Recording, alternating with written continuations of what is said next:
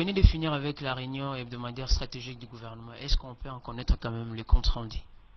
Et la Troïka d'aujourd'hui, le Premier ministre s'est attelé sur un plus grand point pour répondre à la demande de la population de Bandal, la commune de Bandal, qui ont amené leur mémo au président de la République pour transformer Bandal en Paris.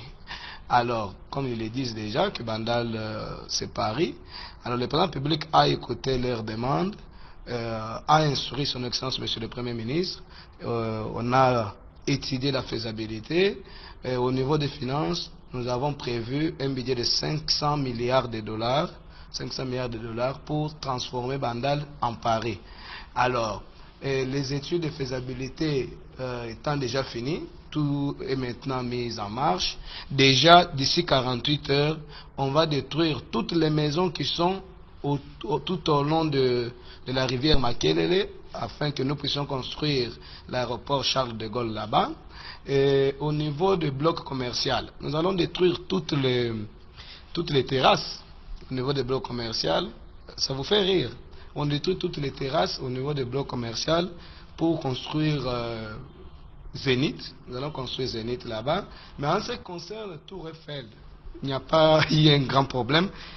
Les choses avancent très très bien parce que ceux qui connaissent la haute tension, en diagonale de la salle de fête du fait Bob Mundabi, nous avons déjà des pylônes de haute tension là-bas. Alors on va transformer ces pylônes en Tour Eiffel. La France, Paris, il n'y a qu'une seule Tour Eiffel, mais à Bandal, il y aura 6 Tours Eiffel. Les pylônes de la haute tension seront transformés en Tour Eiffel. Nous sommes en train de chercher aussi à détruire du côté de Bandal Kimbondo. Là où il y a aussi beaucoup de terrasses, on doit détruire déjà dès demain. Les gens là sont déjà avertis. On détruit pour construire aussi Olympia là-bas.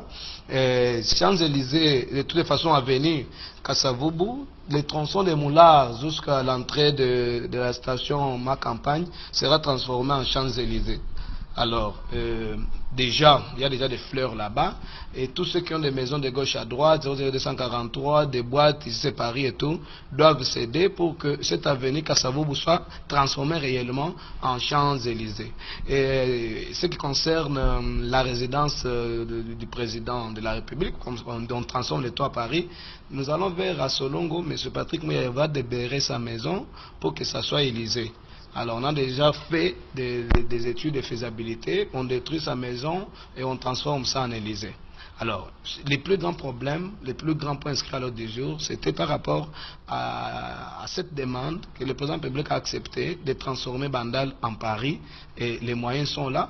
On peut nous donner quand même une durée de 12 ans. D'ici 12 ans, tous les travaux vont finir. Alors, ceci... Et le président public a dit, quand il a répondu à la demande des gens de Bandal, il ne veut pas encore entendre que les uns et les autres aussi puissent encore amener, parce que 500 milliards de dollars c'est beaucoup, puissent encore amener leurs demandes maintenant. Ils doivent aussi attendre après 12 ans.